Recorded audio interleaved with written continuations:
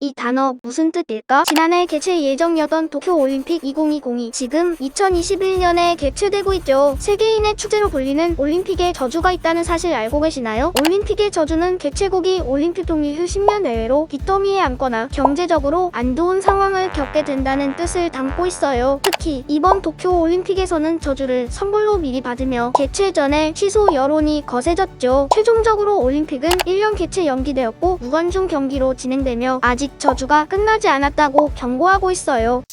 지식피드.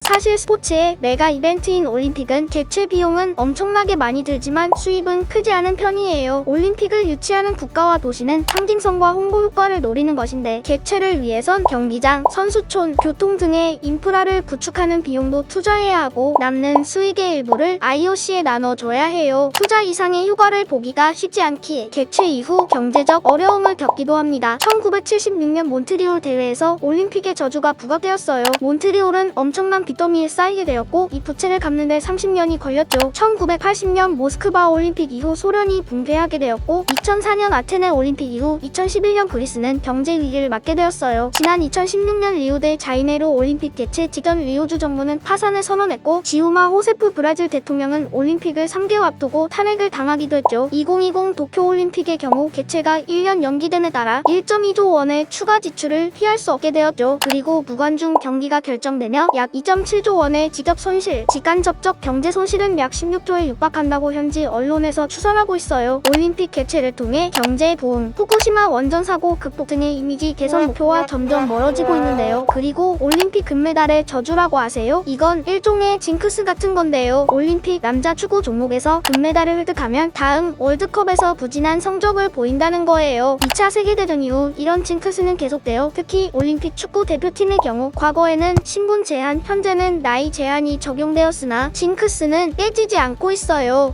그리고 그거 아세요? 올림픽의 저주와 비슷한 말인데 마천루의 저주라는 경제 개념이 있어요. 어떤 나라가 세계에서 가장 높은 금물을 짓겠다면 그 나라 주식시장에서 빠져나와라 라는 말로 대표하는 개념인데요. 경제학 가설로 과거 역사에서 초고층 빌딩은 경제 위기를 예고했다는 점을 지적했어요. 실제로 엠파이어 스테이트 빌딩 완공 당시 세계 대공황 중이었으며 세계 무역센터는 오일 쇼크로 최악의 스태그플레이션이 발발했죠. 현존하는 최고층 빌딩인 부르즈 칼리파 준공 당시 두바이 정부는 디폴트를 선언했으며 이를 뛰어넘으려는 사우디아라비아의 제다 타워는 팬데믹으로 건설 중단에 이르렀죠. 메가 이벤트인 올림픽과 개최국의 경제 관계는 잘 알아고 일단 우리나라 선수들 모두 화이팅 응원합니다. 지적인 대화를 위한 쓸데있는 지식피드였습니다. 구독과 좋아요, 알림 설정까지 해주실 거죠?